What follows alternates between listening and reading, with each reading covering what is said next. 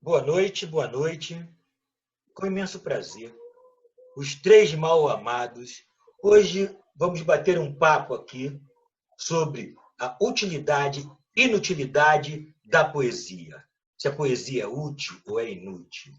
Para isso, convidamos três pessoas para discutir, para reger esse bate-papo, A primeira dela, Angélica Torres Lima, que nasceu em Ipameri, Goiás. Poeta, crítica literária, editora, jornalista da mídia independente, Angélica Torres publicou 8 livros, entre eles O Nome Nômade, 2016, O Poema Quer Ser Útil, que é esse livro aqui, ó, que foi exatamente um dos grandes inspiradores desse debate hoje. É um assunto pertinente que vem aí há anos e anos e anos e anos, sempre essa pergunta, e o poema está aí, a poesia está aí. Além desses 2 livros, ela tem o Sindicato dos Estudantes, Solares, Paleórica, Luzes Verdianas e entre outros. Outro participante, Luiz Turiba, nasceu no Recife, foi criado no Rio de Janeiro e viveu 32 anos em Brasília. Costumo dizer que tem a idade do Maracanã. Ele diz que tem a idade do Maracanã, tá bem, meu velho. 50 aí, tá bom, né? Eu estou quase lá também. Não chegou a se formar no curso de comunicação, pois foi preso em 1972 pelo DOI-COI de São Paulo. Mas, ao sair da cadeia, entrou direto na redação do Diário de Notícias no Rio, fez carreira de jornalista, passando pela redação de O Globo, editou seu primeiro livro, em 1977, o Cripocó, em edição independente. Depois publicou o Clube do Ócio. Em 85, com o fim da ditadura militar, organizou e editou com Lúcia Leão, João Borges e Reza a revista Bric Brac, que foi realmente um boom no país todo. E durante 6 anos, ele veio com o livro Cadê Bala? E os infantis Lulusa, e retornou à cidade do Rio após se aposentar e já publicou Quitais e, recentemente, O Desacontecimento. Isso, ambos em 2019. Ministro Tade. E aí você tem até o ministro Tade pegar.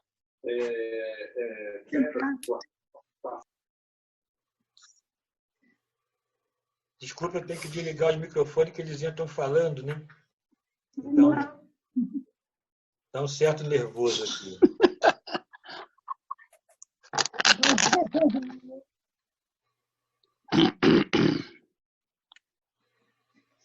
Bem, e a outra poeta, Maria Maia, nasceu no Acre e reside em Brasília. Publicou poesia no livro Mais Uns, do Coletivo dos Poetas, da revista Gárgula, e na antologia Espelho da Palavra. Escreveu os livros de poesia Elos Deros, Tantos e Thanatos, Meu Duplo Nada, todos inéditos. Publicou de forma independente os ensaios Sinotopia e o roteiro Mal da Lua. Escreveu um ensaio de escritura fílmica, dramaturgia do enredo, da forma que defendeu para a obtenção do grau de mestre de comunicação social na Universidade de Brasília. Publicou poemas de antologia, revistas, jornais, é a poeta da palavra e da imagem, como gosta de dizer. Se autodefine com um verso de Mário Andrade, eu sou 300, sou 350. Publicou poema nas seguintes redes, nas seguintes antologias. São várias, eu vou ler apenas mais um, do Coletivo dos Poetas e Espelho das Palavras. Bem, esses são os nossos convidados. E para começar, vou ler o poema que abre o livro, O Poema Quer Ser Útil, da Angélica Torres Lima. O poema Quer Ser Útil ao mobiliário da noite solitária nesta casa.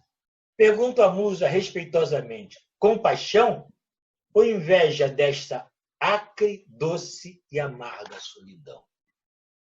Para falar um pouco sobre esse assunto, vamos começar com Angélica Torres. Depois eu passo para a Turiba e depois para a Maria. Angélica? Então, esse poema acaba que fica parecendo que foi uma provocação, né? Que eu fiz para essa polêmica que, como você disse, é muito antiga, isso se repete, está sempre entrando em cartaz, né? E na época que eu fiz o livro, ela estava, inclusive, sendo esse debate, né? Estava nas universidades e tal.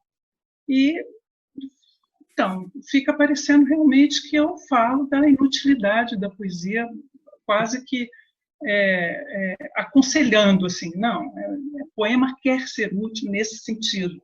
E, na verdade, não é, né? Pelo que você leu aí, dá para perceber que eu enfatizo que uma das qualidades dela é a companhia que ela faz, né? A musa chega e oferece poema como a companhia, a sala vazia, a solidão, até parece o poema da quarentena, mas não é, foi feito em 2005. Então, na verdade, eu já levei, inclusive, uns puxões de orelha por causa disso.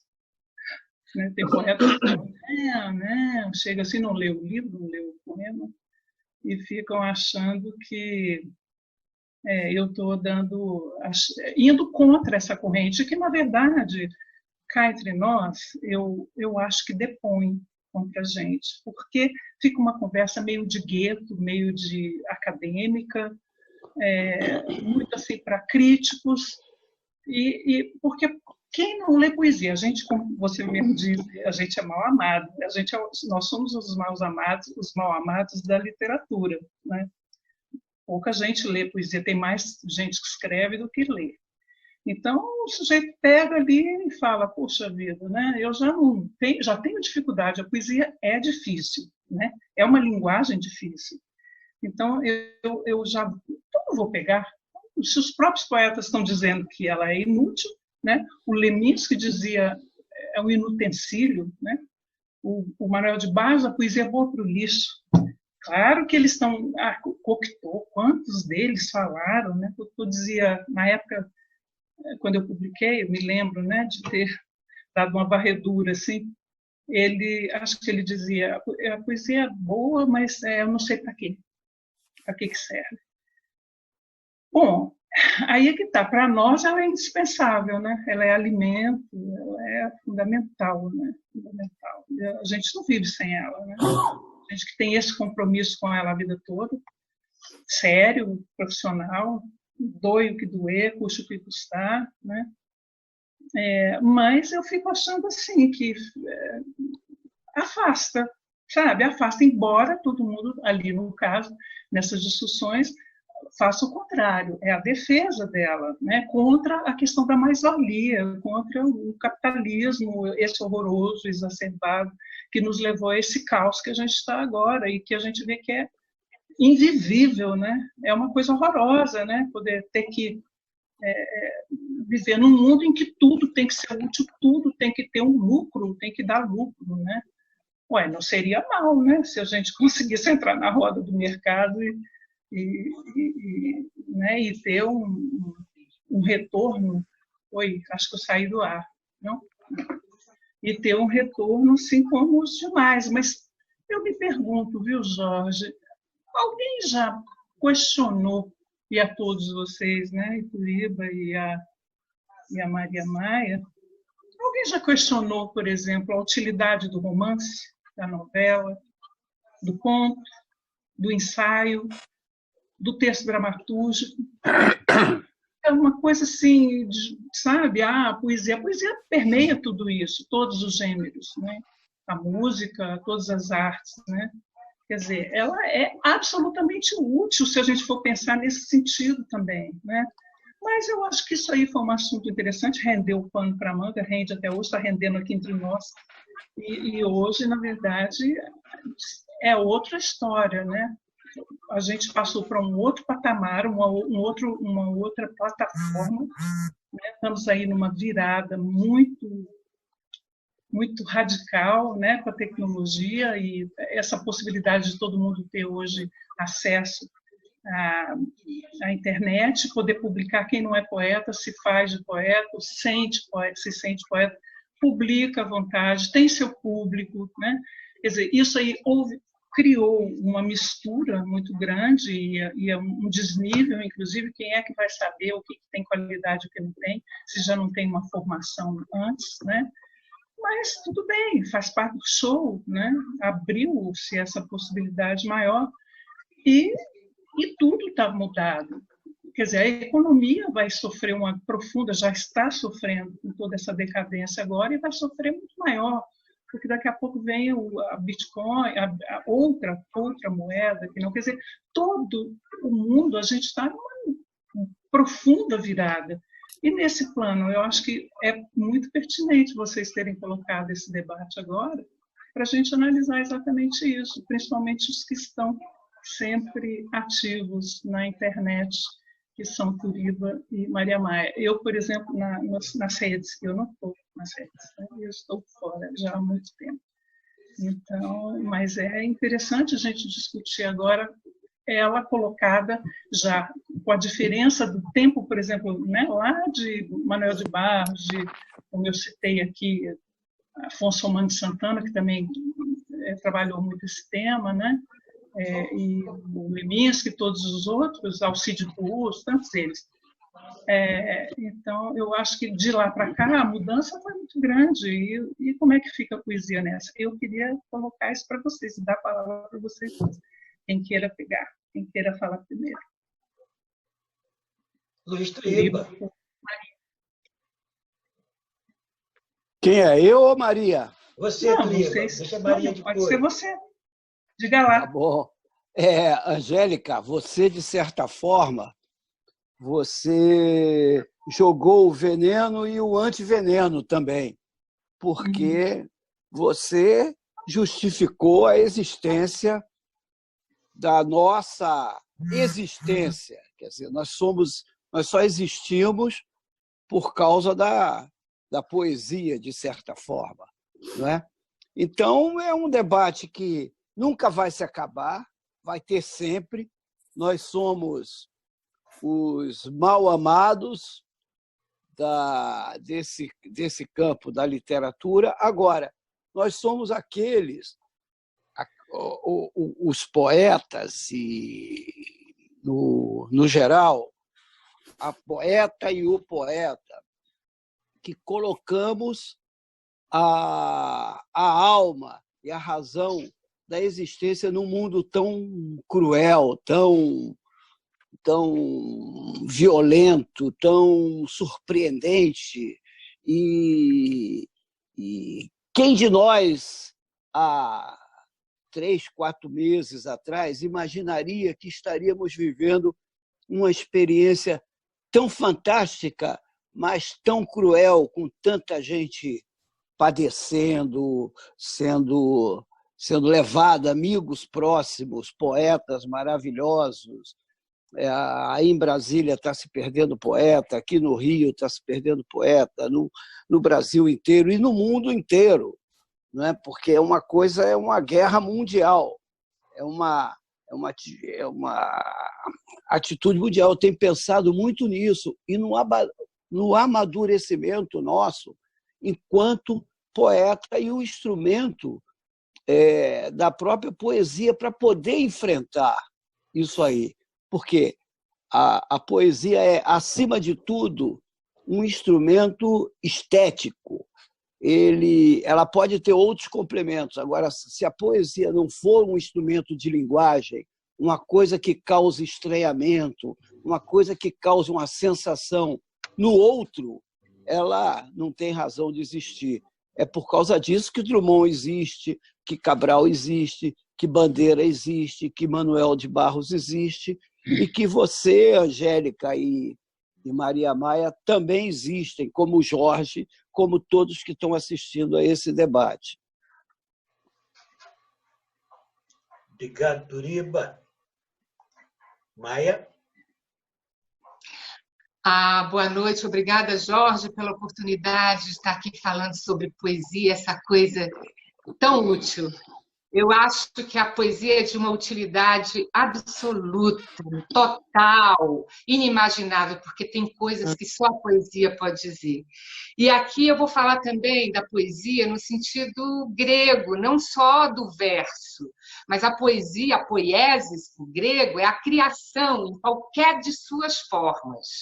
Todas as formas criativas, até parir, que é uma forma de criar, é poética.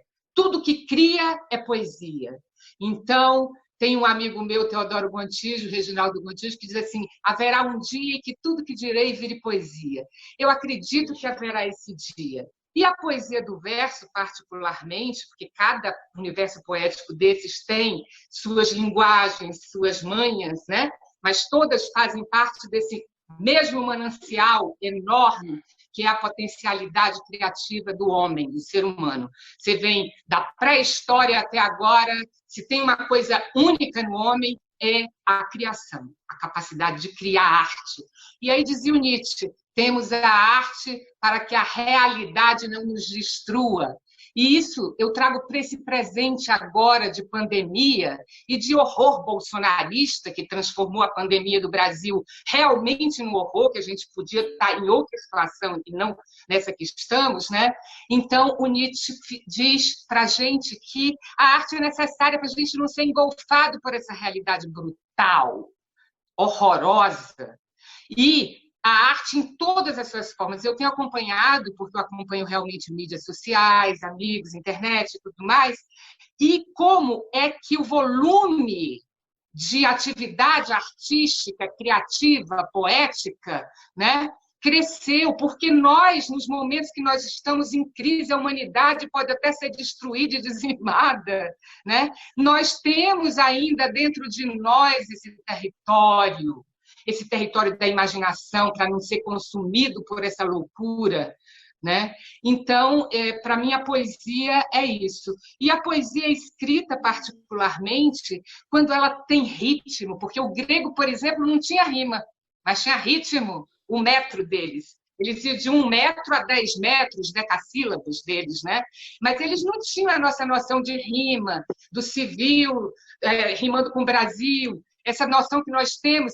E eu tenho, assim, meio diluída, porque eu gosto do verso branco, dos deterministas também, junto com rima e tudo, mas a ideia de que a poesia traz um ritmo, uma coisa e uma alegria. E tem uma coisa também que a poesia de verso traz, que é diferente das outras. Ela traz uma capacidade de mostrar condensadamente, né, o essencial da natureza humana. O essencial da natureza humana, porque o poeta é aquele que faz poesia a vida toda.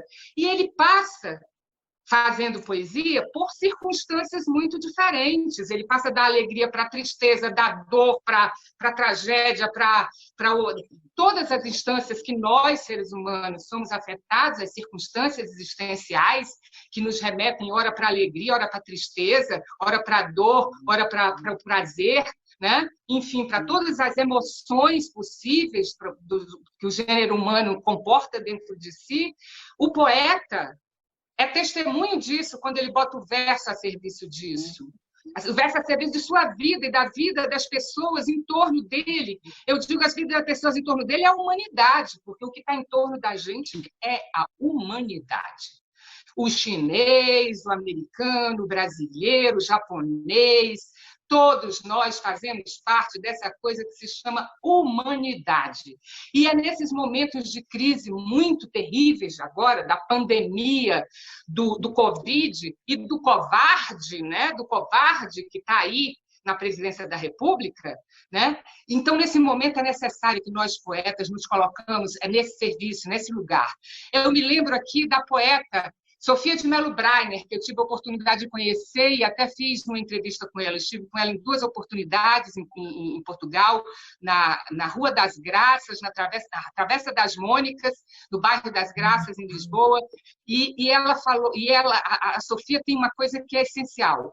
Na Revolução dos Cravos, em 1975, ela fez o verso que virou palavra de ordem nas ruas, que é a poesia está na rua. A revolução para ela era isso. A poesia está na rua. Então, num processo revolucionário, o povo na rua era poesia para ela, entendeu? E virou poesia, porque todo mundo dizia esse verso na Revolução dos Cravos. Foi para o meio da rua esse verso. Mais utilidade do que isso para a poesia, eu não posso conceber que exista. Com certeza. Obrigada. Com certeza. Eu sonho em ver a poesia no primeiro termo, assim, as manchetes, a poesia, a arte, para substituir essa política podre que está aí. Deus nos livre. Não nos leva a lugar nenhum, só o abismo que a gente está nele. Né? Ele não. Brasil. Tem muito valor. Na margem do país findo que acho, a fome fato a reina. Maria Maia. Josafá. Boa noite para todos. Eu vou fazer uma junção do que, de certa forma, eu ouvi aí da Angélica, do Turiba e da Maria Maia, até acrescentando mais algumas coisas, né? O Paulo Leminski, por exemplo, quando questionado a respeito da poesia, ele respondeu que eu escrevo apenas. Tem que ter porquê?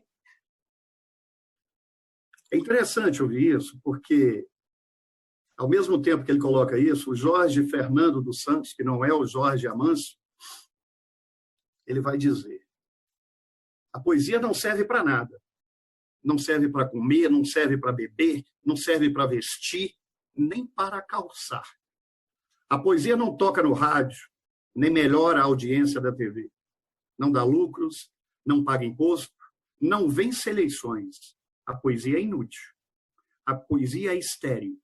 A poesia não é isso nem aquilo. Não ata nem desata, não fede nem cheira. A poesia, senhores, é um absurdo.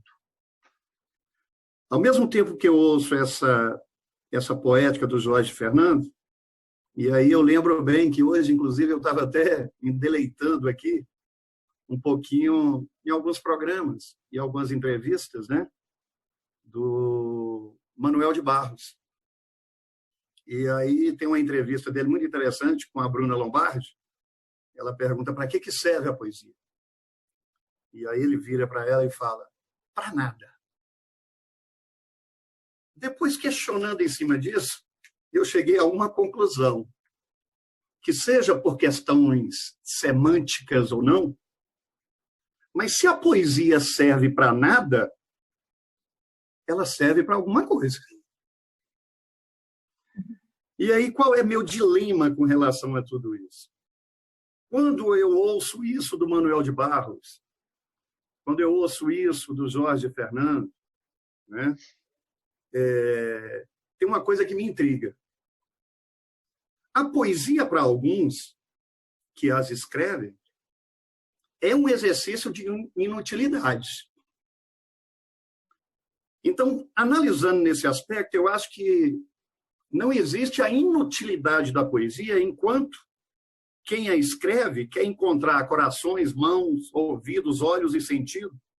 E eu acho que quando ela encontra, é que ela tem, de certa forma, a sua utilidade. Mas o meu questionamento é: eu queria ouvir de alguém que, mesmo a fazer escrever poesia, pudesse responder por que a poesia é útil em sua inutilidade ou por que ela é inútil em sua utilidade. Começa aí, Maria Maia. O embalo que você já tinha falado antes.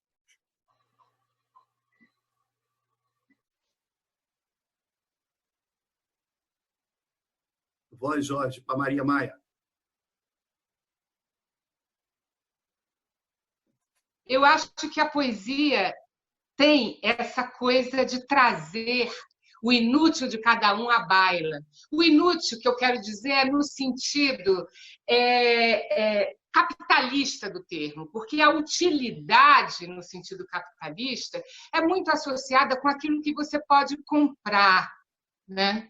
Eu nunca vi um poeta produzir versos comprados. Ele tem que tirar do seu inútil.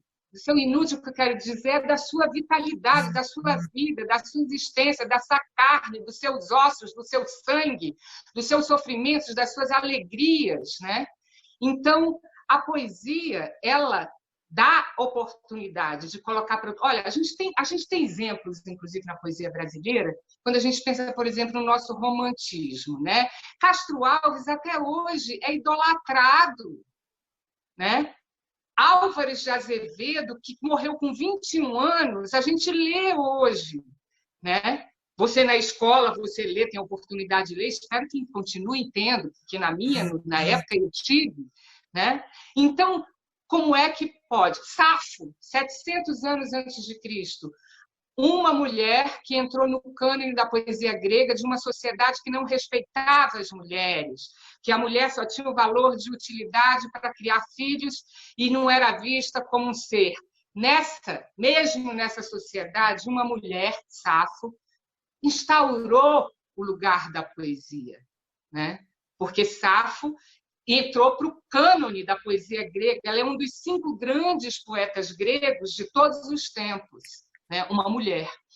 Então, eu acho que a poesia ela tem essa capacidade de trazer uma coisa que veio de 700 anos antes de Cristo para agora, para esse momento, e ser atual. E dizer coisas que dizem respeito a gente, porque dizem respeito à alma humana, à inútil alma humana. Essa coisa profunda que nós temos, que não tem utilidade para ganhar dinheiro, que não tem utilidade para fazer comércio, mas tem utilidade para viver. Tem utilidade para ensinar a gente a viver. Então, a poesia faz parte de uma coisa que vem dessa coisa profunda da alma humana, que não é a utilidade do dinheiro, é a utilidade de tornar possível a existência, de tornar possível o exercício duro e difícil e desesperado de ser gente. Não é fácil ser gente, não é fácil nascer. Imagina, nós, criancinhas ali, bebês saindo do útero com aquela dor tremenda, passando 6, 7 horas de parto, sai com a cabeça toda torta, tudo inchado, tudo... É difícil viver. E a poesia é uma coisa que nos conecta com a necessidade de viver, com a necessidade de ir para frente como raça humana, que não é fácil. E nós hoje estamos vendo uma coisa que Lévi-Strauss, que eu sou antropóloga e li muito Lévi-Strauss, Lévi-Strauss dizia que a Terra começou sem um homem e acabará sem ele. Espero que não acabe nesses próximos tempos, porque nós estamos num grau de exorbitação da nossa cultura sobre a natureza, que a gente está colocando em risco a própria existência enquanto raça, porque a Terra vai continuar e depois ela vai se restaurar, porque ela vai ter bilhões de anos para isso, mas nós não. Nós estamos aqui há cerca de 250 milhões de anos e só temos cultura que deixamos para a gente há cerca de 10 mil anos, 15 mil anos no máximo. E nós estamos destruindo as condições de existência do ser humano no planeta Terra. Mas voltemos à poesia. Passa a bola aí para diante. Vai lá, aproveita aí para mim, por gentileza, Angélica Torres, e depois o Turiba. Pode dar sequência. Você quer que eu repita a questão ou a questão do exercício da inutilidade ou da utilidade? Me lembra um pouquinho, por favor. Vai lá. Não, me lembra um pouquinho o que é o contexto. Não, porque a Maria Maia já... Que a poesia, ela é, para alguns que as escrevem, um exercício de inutilidades, né? Ela precisa, de certa forma, encontrar corações, mão, ouvidos, olhos, sentido, para que ela tenha utilidade. E aí eu coloquei que eu queria ouvir alguém que pudesse responder, por que a poesia é útil em sua inutilidade ou é inútil em sua utilidade? Ah, sim. Pois é tudo isso que a gente está falando, e eu acho que até muito mais, lembrando, por exemplo, de Roland Barthes, que dizia, que lembrou, que ensinou que a palavra, a poesia é o território mais livre da palavra, né? Toda a liberdade que se tem ali dentro. A literatura como um todo, mas a poesia muito mais, né? Então, quer dizer, e as pessoas falam com licença poética, né? Vou fazer com a licença poética. Ela está na boca de todo mundo, ela é o doce de todo mundo, ela é a amargura que se pode expressar em qualquer momento. Ela é, se ela não fosse necessária, última, importante, a gente não estaria aqui ainda até hoje discutindo, né? Quer dizer, então, é uma discussão que eu acho assim, que a gente já se falou muito dela. A minha curiosidade, de fato, é hoje o desafio. Eu tenho vontade de entender assim, o desafio de que o salto quântico, vamos dizer assim, que a gente vai passar e já estamos passando nesse momento louco que a gente está vivendo, surreal, absolutamente surreal. Todo mundo dentro de casa, quer dizer, todo mundo nós privilegiados, né? Porque as pessoas estão na rua, a maior parte da população está desamparada, sofrendo muito mais, morrendo, né? Em total desalento. Mas a gente está aqui sem saber o que vem aí pela frente e o que está nos alimentando, pelo menos a mim, é a poesia, sobretudo, eu acho que a todos os poetas. E há muita gente, eu acredito, que também esteja passando por esse processo, porque a interiorização que a gente está sendo obrigado nesse momento a praticar, né, no silêncio, na obrigação de estar dentro de casa, nessa quarentena, né, para preservar a vida, para preservar a nossa e a das pessoas que estão aí já contaminadas, né, os mais velhos, os mais frágeis, né, a população paupérrima.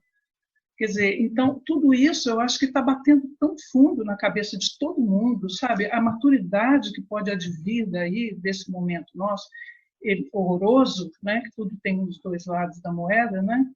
Então, eu fico achando que hoje a poesia ela vai nesse sentido, sabe? Desse novo que está vindo aí, como é que ela entra? Eu tinha vontade de ouvir vocês, que eu estou nesses estilos, eu tinha falado no começo, e pergunto de novo.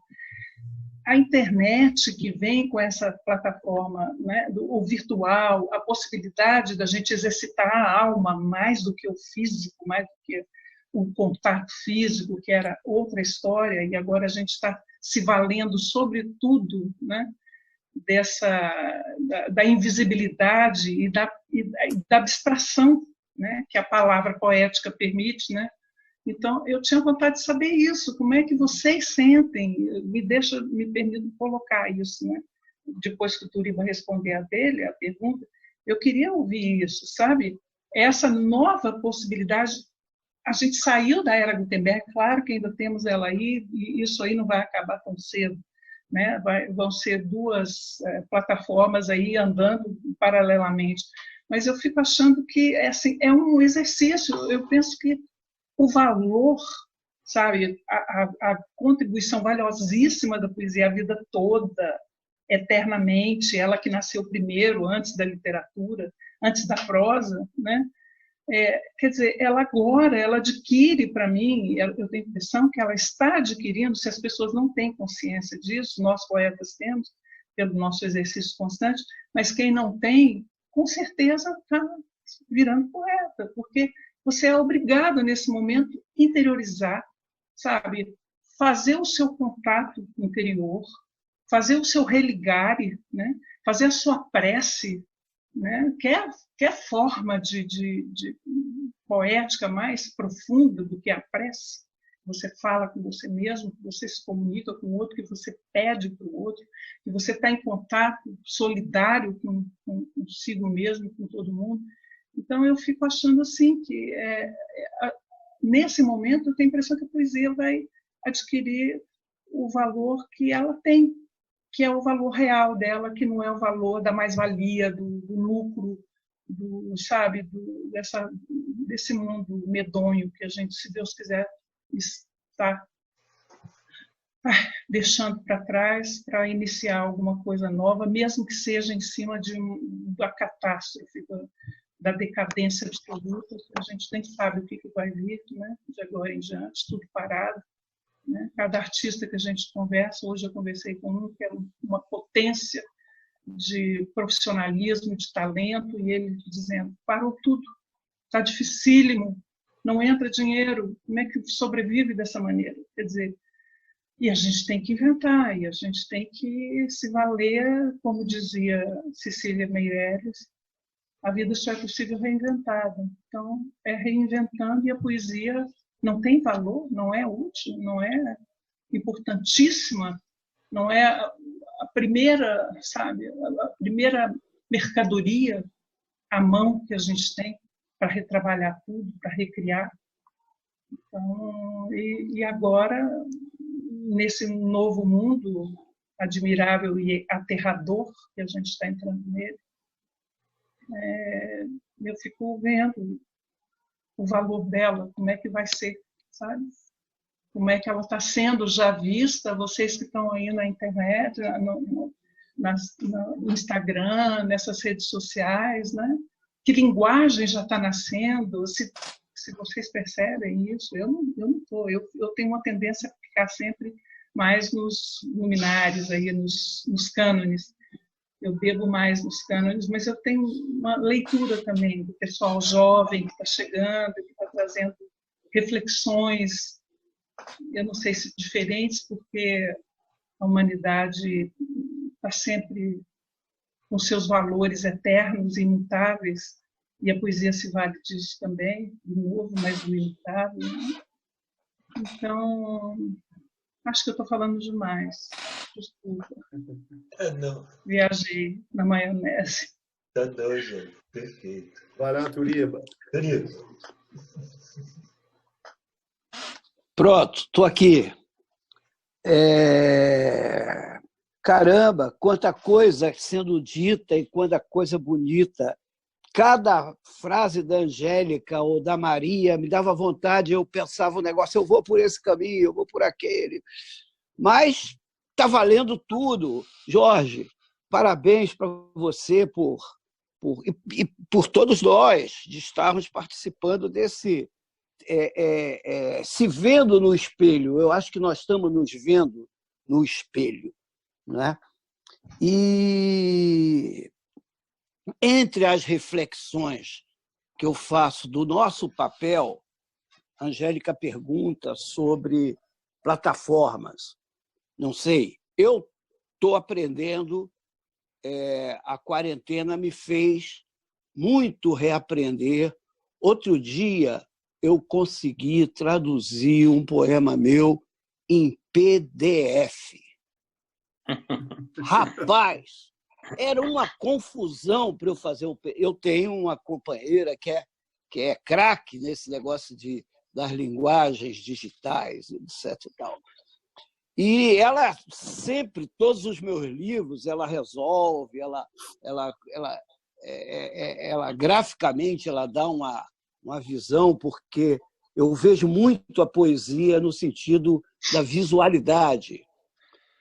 E aí é um dos caminhos que a poesia...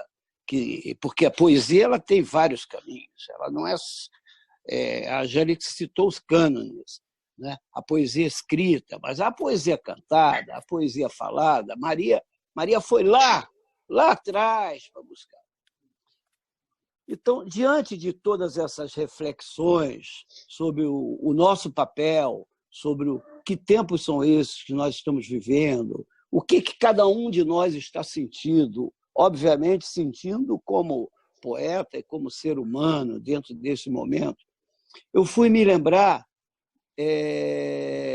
de uma revista que nasceu lá na Bahia, uma revista chamada Código. Era editada por por um engenheiro da Petrobras chamado Hertos Albino, junto com Antônio Risério, junto com Augusto de Campos. A logo era do Augusto de Campos, que muito, muito linda. Então, tinha uma das suas edições, era assim, era uma página dupla com inúmeras definições da função da poesia e do poeta. E uma que mais me tocou foi a do Ezra Pound, que ele foi extraído do livro ABC da Literatura, quando ele diz que o poeta é a antena da raça. Então, na realidade, nós, alopradamente, com a nossa linguagem diferencial, com a nossa estética, porque eu volto a definir poesia, acima de tudo, um instrumento estético. Ela tem que ter um toque estético que no outro, no receptor, né? Então, nós estamos inventando e estamos lançando as bases de um mundo que vem por aí. Então, ao utilizar esse instrumento que nós estamos utilizando, falando aqui, conversando, e poderia ter um japonês aí, poderia ter um cara, sei lá, de Madagascar, porque o mundo está conectado. Não é só o vírus que conectou o mundo está conectado na sua tecnologia. Essa tecnologia ela tem que servir para a gente, ela não pode servir só para os gabinetes de crime, né? Como ela vem servindo, como ajudou a eleger este maluco que está aí e que nós vamos tirar ele de lá. Ou ele vai cair sozinho, mas a gente está empurrando. Cada poema nosso, cada poema que eu leio, que eu ouço a Maria Maia falar, a Angélica falar, Jorge dizer, né, um ótimo desidor de poesia. Desidor é como os portugueses dizem, aquela pessoa, né? Não é somente recitar, a pessoa tem que dizer a poesia. E esse instrumentinho que nós estamos usando, que vocês estão me vendo, a Maria deu um show essa semana, ela me emocionou muito. Eu acordava feliz da vida, porque eu sabia que daqui a pouco eu ia ler um poema dela. E eu já não tinha mais o que dizer, aí eu apertava aquele botãozinho da palminha, né? Batendo a palminha. E aí, uma vez, ela me respondeu de uma forma maravilhosa. É um Maracanã lotado me aplaudindo essas palminhas. Entendeu? Agora, então, se vocês me permitem, eu gostaria de dizer um poema, já que nós somos a antena da raça. Um poema, e aí eu acho que nós já teorizamos muito, já falamos muito, e essa é Angélica, essa é uma polêmica que não tem fim, ela realimenta a poesia, essa coisa do papel da poesia e do companheiro que fez as perguntas aí. Eu penso muito nesse poema. Esse poema ele está nesse livro aqui, ó, né? Desacontecimentos. O poema chama Queima de Arquivo. Obrigado, Jorge. Arquivo vivo é inqueimável, pouco importa o grau da sua combustão inefável. Falta ar na jugular. Arquivo crível do que te faz arqui-inimigo. Um arquivo, enfim, não tem fim. Ente eterno e etéreo. Um arquivo, tudo recebe e tudo guarda. Da jovem guarda, a guarda vermelha do camarada Mao Tse Tung. Ninguém pode anular um arquivo vivo, nem matá-lo, nem queimá-lo vivo, como vela de 7 dias para Exu, câncer de pele, bucha de canhão, prédio no centro de São Paulo, fogueira de São João. Arquivos são imortais, nem balas de prata os matam. Tudo que neles habita são seus ressuscitáveis. A carta escrita pelo náufrago, lacrada e velada na garrafa lançada aos oceanos, não se afoga, sobrevive e revela-se. Arquivo é híbrido de arquétipos, kármicos e arqueológicos, ressurgem em dialetos e outras hieroglifos. Queimá-los é acordá-lo do sono dos mortais, é ir contrário à lei cósmica, cujo universo conspira.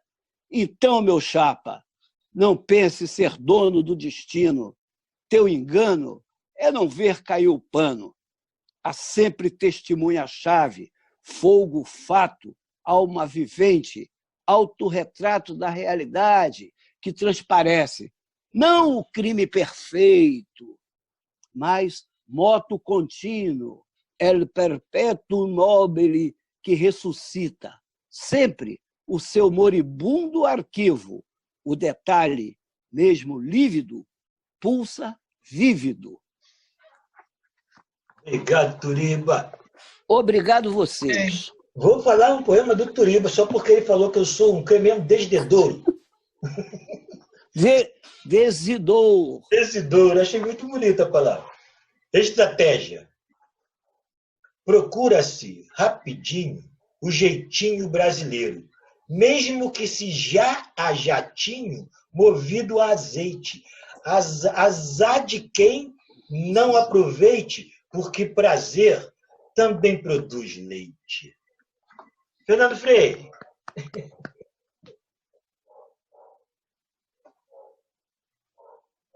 Boa noite, pessoal. Boa noite, Angélica. Boa noite, Maria. Boa noite, Turiba. Estão me ouvindo? Estamos ouvindo. Beleza. Tá, deixa eu começar aqui com um poema. Opa! Um poema do Fabiano Calixto, que está no Fliperama.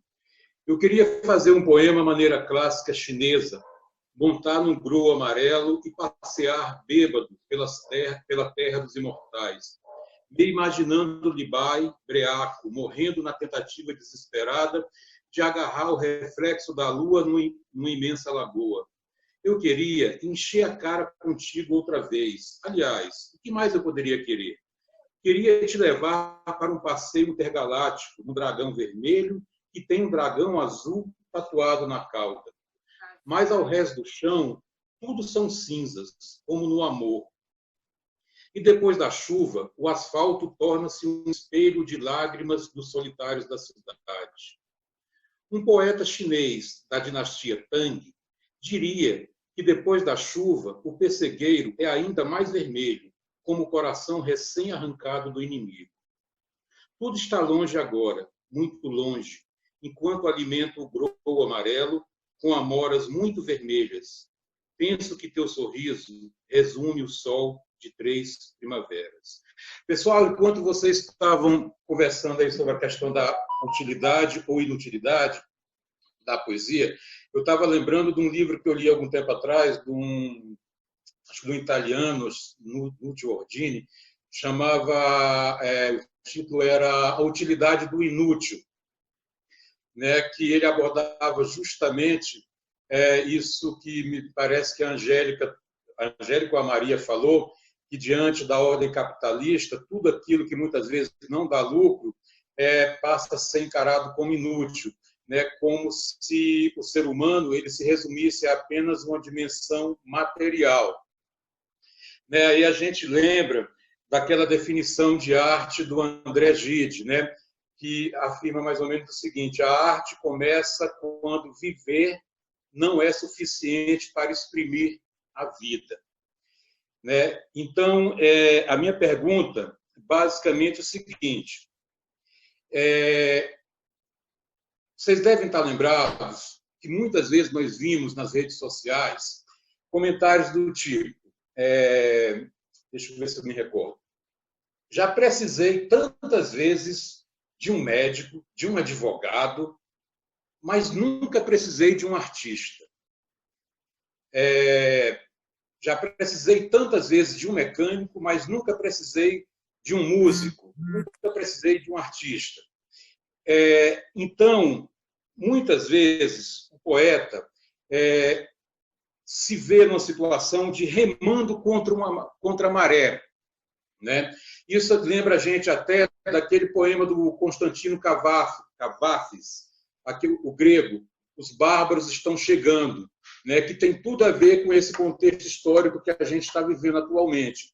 Então, muitas vezes, nós, poetas, estamos numa situação de remando contra a maré, uma maré eterna, né? E uma figura que me ocorre aqui é que o poeta ele é um eterno Quixote, um eterno Dom Quixote enfrentando moinhos, né? Então, a minha pergunta para o Turiba, e para os três, né, iniciando para o Turiba, em algum momento deu vontade de parar? O desestímulo deu vontade de parar, de chega, não aguento mais?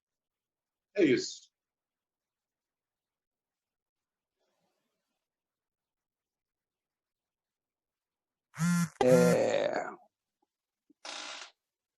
Em nenhum momento me deu vontade de parar e, cada vez mais, a minha função social, estética, de animar a festa, de me autoanimar, de animar estar sempre junto, animando os meus camaradas, e discutir é cada vez mais clara, mais madura, até porque eu fui me tornando um ser maduro também.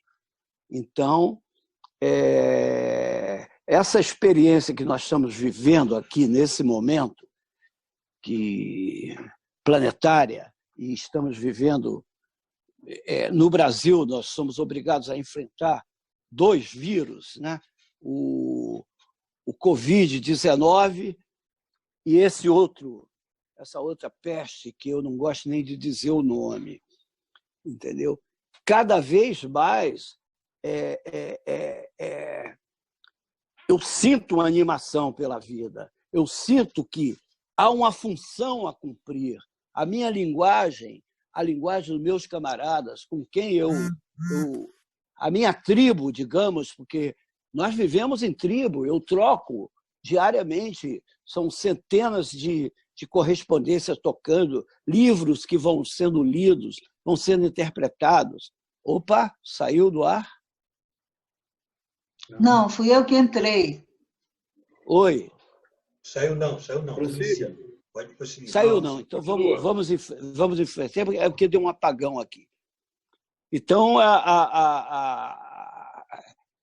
eu ando com tesão de macaco em relação à poesia, em relação a todas as experiências que eu tenho vivido. Está fazendo o quê? Nós já passamos de quarentena, já estamos indo para sessentena, né? São 60 dias já trancados e ainda vai demorar, porque eu sou um cidadão de risco, eu não posso dar bobeira que eles me pegam. Então, eu procuro me fortalecer, procuro ter uma disciplina e, diariamente, uma criação, quer no campo da fotografia, quer no campo do exercício intelectual de um artigo, quer devorando páginas de livro e na prática da poesia também. Obrigado pela pergunta.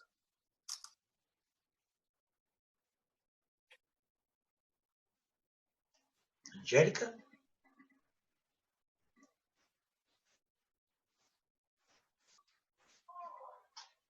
Instantinho só, Angélica, não estou conseguindo tirar seu mute. É a Maria. Então fala, Maria, enquanto eu tiro aqui o mute da Angélica. Muitas coisas aí me instigaram, né? Essa coisa, por exemplo, da utilidade, eu estou pensando aqui, utilidade da poesia versus utilitarismo, porque o que o capitalismo promove não é a utilidade, é o utilitarismo, que é muito diferente da utilidade. Então, a utilidade da poesia, aí eu vou reafirmar pela terceira vez, é necessário que a gente compreenda ela, porque ela é útil para entrar no âmago da experiência humana. O poeta, com seu trabalho, o Freud dizia uma coisa: onde eu passei, e ele passou por muitos campos, né, que Freud desenvolveu o campo da cultura, da psicanálise toda para a gente, ele diz: onde eu passei, um poeta já passou antes de mim. Né? E ele dizia do Goethe, ele dizia assim, esqueci a palavra que ele dizia do Goethe, que ele dizia que ele trazia a poesia do Goethe para dentro da obra dele, né? Da obra científica dele, de psicanálise e tudo mais. Agora, lembrando aí o ABC da literatura do Ezra Pound, que Turiba muito bem lembrou, fez a minha cabeça no momento, porque eu tenho poesia na minha cabeça desde 3 anos de idade, no dia das mães, eu no colégio das freiras, as freiras me botaram para dizer: ó, minha mãe, ou minha mãe, minha amada, quem tem mãe tem tudo, quem tem mãe não tem nada. Mas eu fui compreender poesia e começar a fazer por volta dos 14, 15 anos, porque entrei em contato com o núcleo da poesia brasileira através da minha irmã, que fazia letras na Universidade do Acre, e a minha mãe deixava ela cuidando de mim, porque tinha que trabalhar, e eu fui entrando no território da poesia. E a poesia é cada vez mais, dentro dessas linguagens que se estabeleceram, dos streams, da internet e tudo mais, ela é cada vez mais verbo, voco, visual, como dizia Ezra Pound, que nos traduziu o Augusto dos Anjos e Augusto de Campos e Haroldo de Campos, irmãos Campos, né? Que traduziram o ABC da literatura. Verbo, voco, visual. Ela tem 3 níveis. É a fenopeia, que é a imagem que a poesia suscita. A poesia tem que suscitar uma imagem na cabeça de quem está lendo ou escutando. É a logopeia, que é a ideia, que é muito importante. Se eu faço um poema no tempo do coronavírus sobre a questão do vírus, essa ideia é importante para o meu tempo. A ideia que eu estou usando. Né? E, no terceiro lugar, a melopeia, que é a estética. A melopeia já é o ritmo, né? As rimas e etc. Então, a poesia para Ezra Pound, no ABC da literatura, ele tem esses 3 elementos que ele tem que dar conta. Uma poesia que não dê conta desses 3 elementos, ela é capenga. Ela não dá conta de expressar todos os elementos que a poesia traz a nível de imagem, a nível de ideia, né? E a nível de ritmo e rimas e etc. Né? E vou beber aqui um pouquinho de vinho para entrar no poema. Gostaria de dizer um para esses tempos. Tantos atânatos quedados pó, pá, chaga a terra cinzenta, doante Eldorado, parado Brasil, dói terra plena, 20.000 vidas te revolvem ou mais, corpos augustos envalados no teu seio varonil, podrigueira de brutos, aonde os teus rios de mel? Somente os abutres tu nutres? Só os abutres, abutres, e nós que há 5 séculos te lavramos, e nós que há 5 séculos te cantamos, e tu apontando as tuas duras arestas. O que nos resta são apenas tuas balas e o covil das rasas balas. Não vês que não prestas, terra vil? Isso é um poema muito tanático, muito desse momento. Obrigada. Emociono.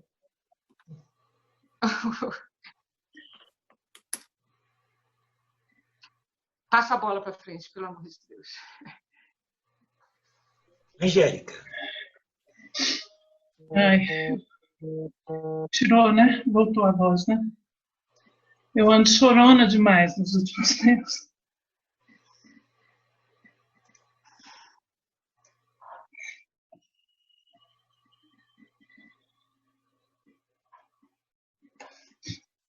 esse poema da Maria me emociona. Eu acho que eu lembro um pouquinho da sua pergunta. Se eu pensei em desistir.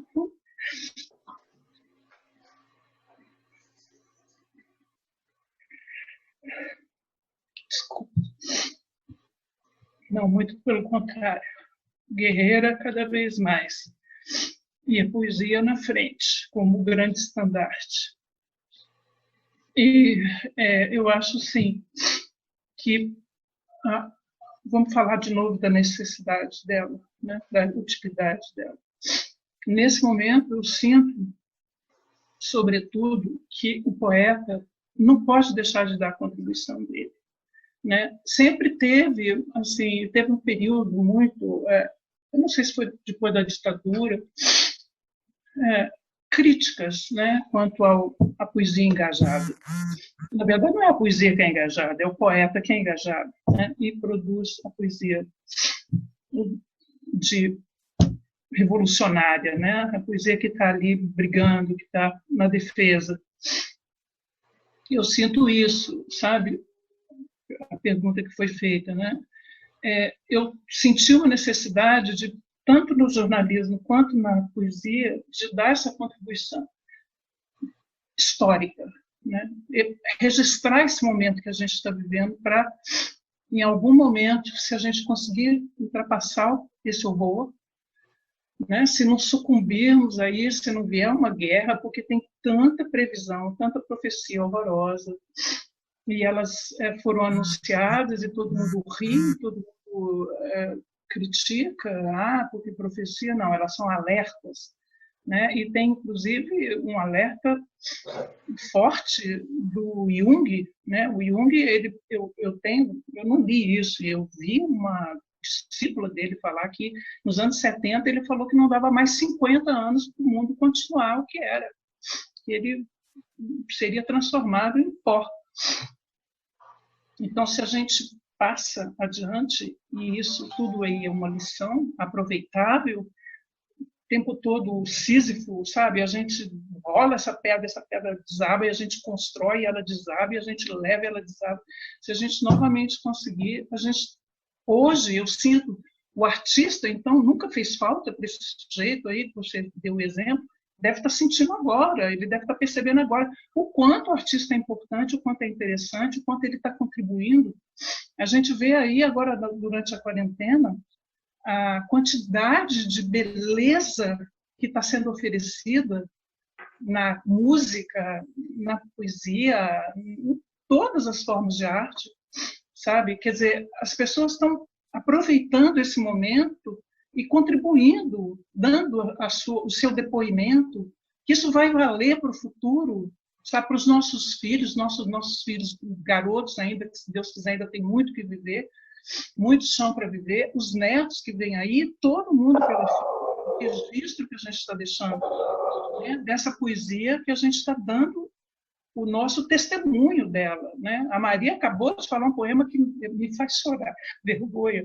Mas é a segunda vez que você lê esse poema que eu fico emocionada, né? Pela forma, né, que você coloca assim, dramática, né? Como você dá vida a ele, né? E os poemas do Turiba também, que são muito fortes, os poemas engajados dele, ou a poesia que ele faz revolucionária. E eu lembro, Turiba, que quando eu tive aquele programa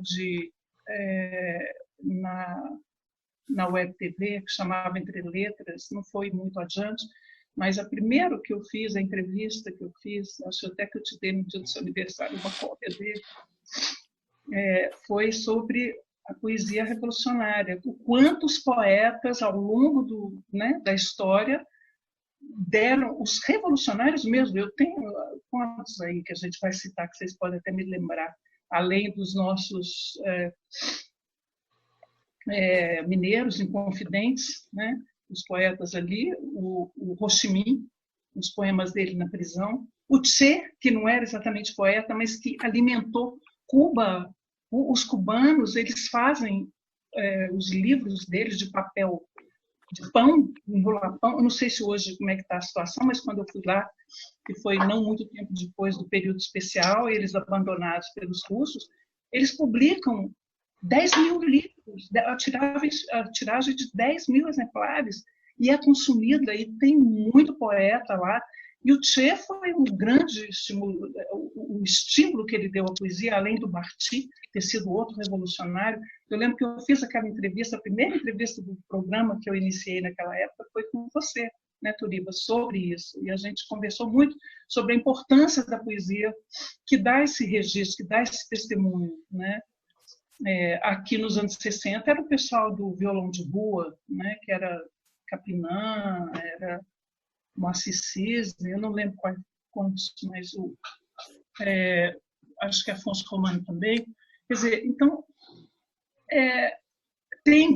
a gente descamba um pouco para a poesia panfletária, quando mexe nesse assunto, que ela é difícil resultar em um bom poema, mas e daí, sabe? E a importância desse registro, né? Se eu quiser fazer um livro daqui a pouco sobre o que eu cobri de história, de jornalismo, no jornalismo, desde o golpe, desde antes do golpe, desde as jornadas de 2013, que já foram manipuladas para acontecer todo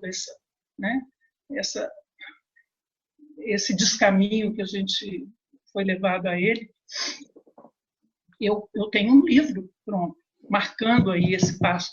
E junto com isso a poesia, quer dizer, então eu não tinha como desistir, entendeu? Ao contrário, muito pelo contrário. Ela me alimenta a minha coragem, entendeu?